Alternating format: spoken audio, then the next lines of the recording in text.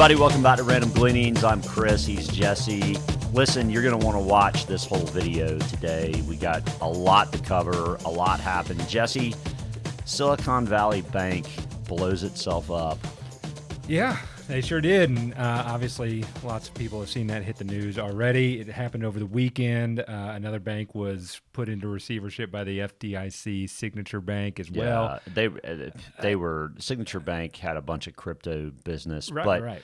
But this picture here, Silicon Valley CEO, CFO are sued by shareholders for fraud. I don't think it's fraud. I think it's stupidity. I think as we go through this, that's certainly what we've decided and others have as well. So next chart. Okay, so all this cash comes in to banks, right, after COVID from the payroll protection program. And so the CFO, I guess, decides to basically put in place a 10-year bond portfolio in 10-year Treasuries and mortgage-backed securities earning what? They're earning like $1.60, something like that, 1.6, 1.7, something like that. So from the end of the next chart is from end of 2021, basically until now, you can see their bond portfolio would be underwater.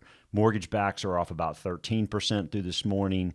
7 to 10-year treasuries are off 15%. And rather than looking up and just saying, golly, Pete, we probably should not be holding these things, we should take a loss on them, they just said, well, they'll mature eventually in 10 years and held them.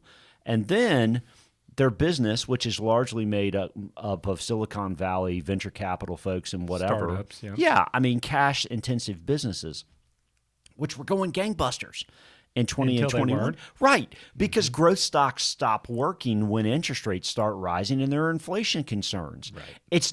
It's no surprise that they locked up. They knew this. They had to know this a year ago.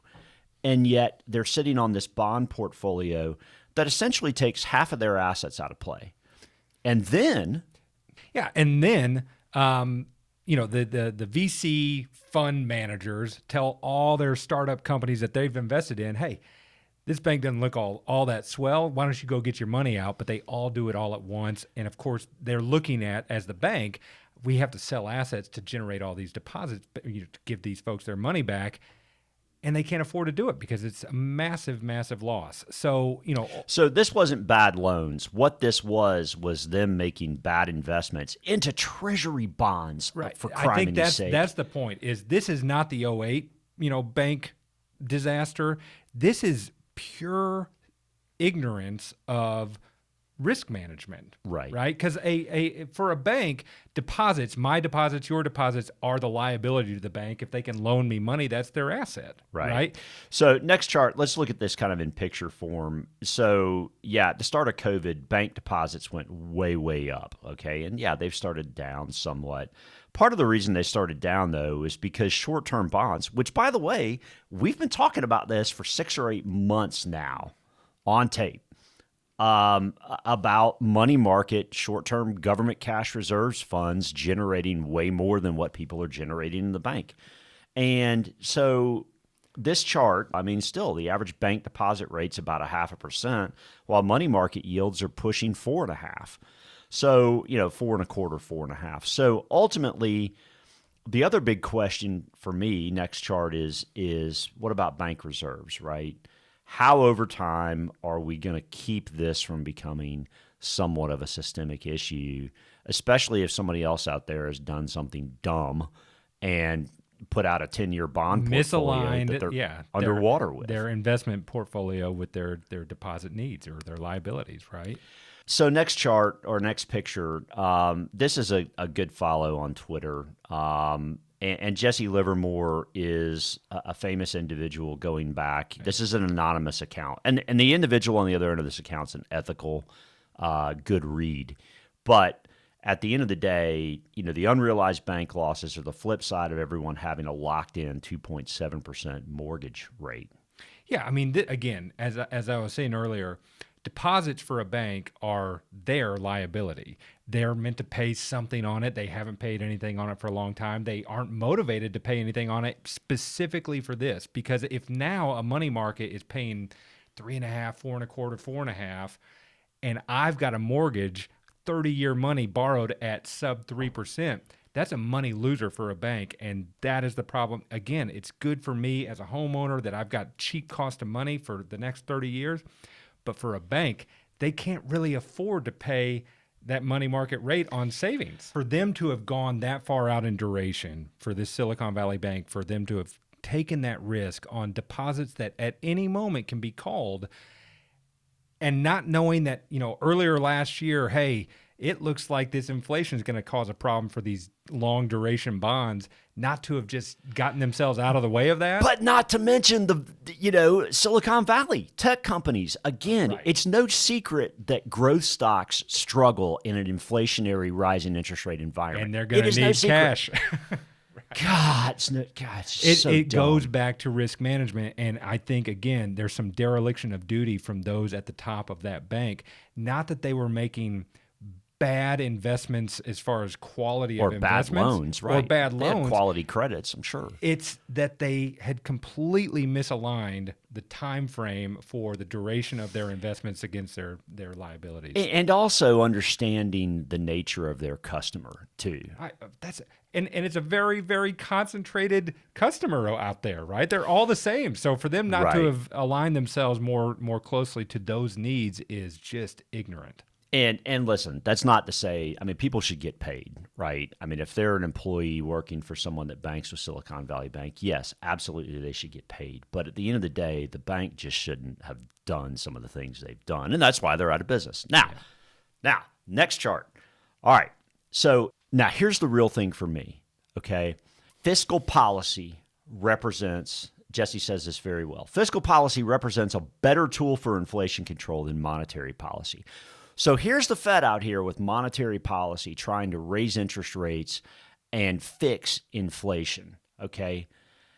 And what Jesse's saying here is, hey, maybe we shouldn't have printed out all this money and handed it to businesses and individuals and families to begin with. Now, you could make the argument that, COVID, and ultimately it would have put all these people out of business. You don't know that. Right. You just don't know. Right. There's no counterfactual to that, and yet what we are now living out is the consequences excess of all that extra cash. That's exactly right. And it's not getting better. Well, again, unfortunately, going back to that flip side of a 2.7% mortgage. I don't have to go borrow money again right now, right? Because so that's going to hold inflation higher for longer. I don't care what the Fed does with the rate because Right. I'm not a borrower. Right, because you're not paying more for your rent because you're locked in on your mortgage. That's right. So next chart. Here's what historically happens going back into the early 2000s. When the 2-year Treasury minus Fed funds is negative, the Fed's usually done. So what happens now? Next chart. Well, according to this chart, right, that we've just showed, you would anticipate that they're done. You would anticipate that. The history would suggest that. But here's the problem. You still have inflation coming up. And this is hot off the press. This is this morning, 8:45 a.m.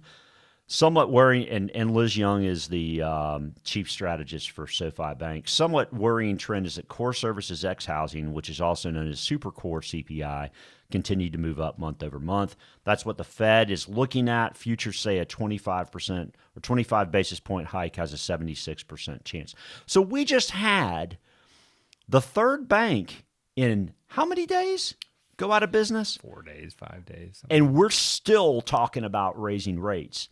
So next chart, median CPI is 7.2. That's the center of the 45 component measurement of the consumer price index.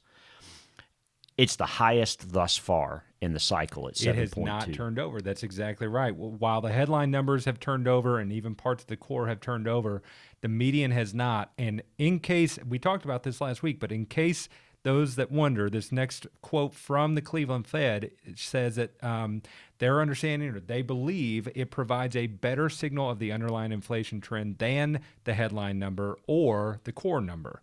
So, we talked about it last week, and it seems a little bit squishy and a little bit under the, behind a curtain in regards to what is median CPI. Well, as far as the Fed is concerned, it's important.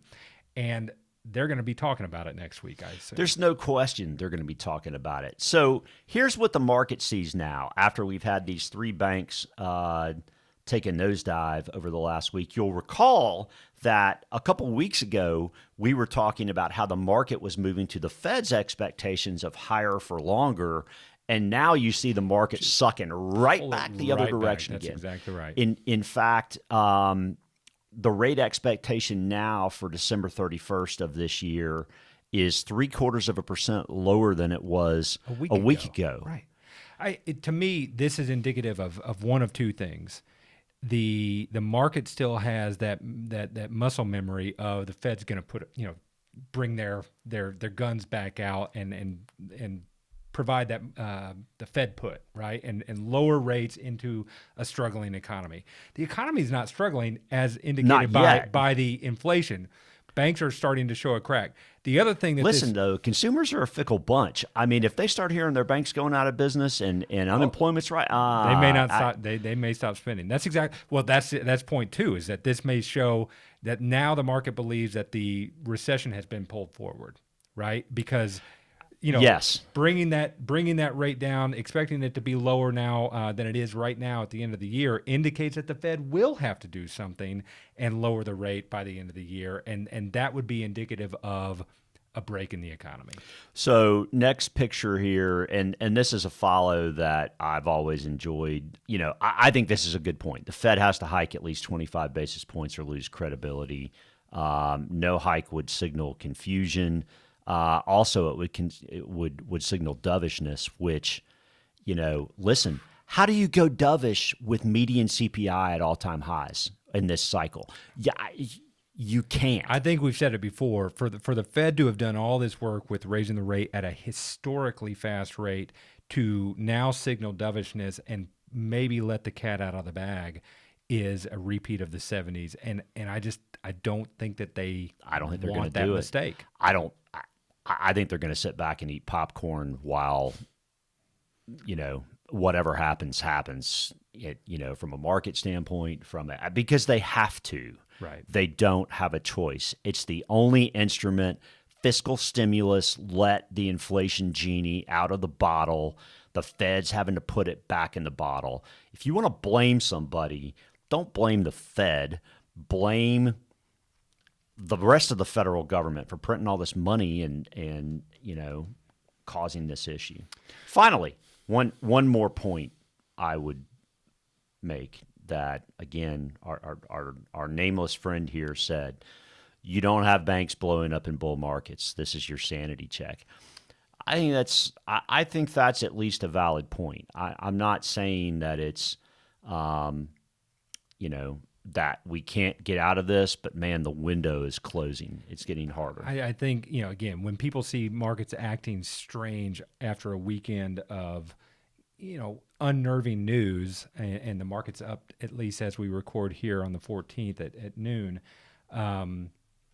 I just wouldn't buy that as a move to the bull market side, given that quote. That's just not healthy bull market activity. So. It's really not. So the Fed meets a week from now. March 22nd is when we get an announcement on Fed funds, but we also get the dot plot at the same time. Much anticipation over that dot plot. So 2 weeks ago, Jay Powell said you can expect a higher dot plot, basically. That's what he said. That's like one of the first things he said. In front of Congress, right? And then three banks blow up from them until now.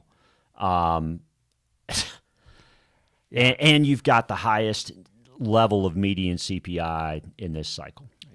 Yeah, it is.